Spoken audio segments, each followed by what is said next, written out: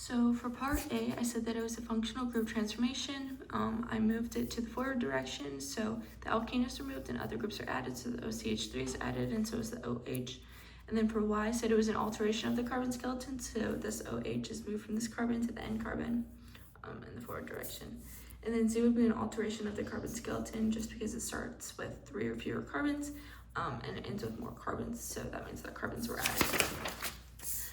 For the synthesis, I chose X and Y, so in the forward direction, in order to get that to be that, I used BH3, THF, hydrogen peroxide, hydroxide, and water.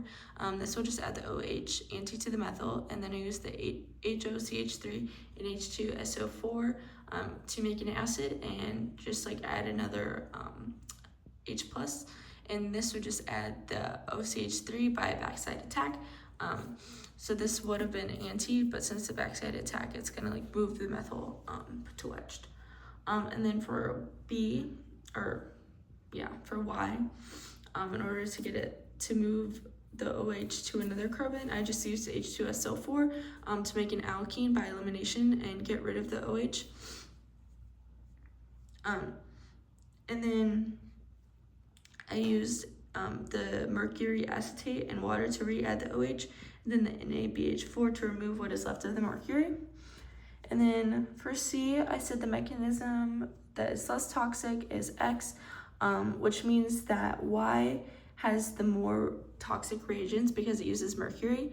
So I would need to consider using less toxic reagents in Y, like minimize the use of them because mercury is already pretty toxic. And then for D, for the percent recovery, it's the mass of the product over the mass of the reagents times 100%.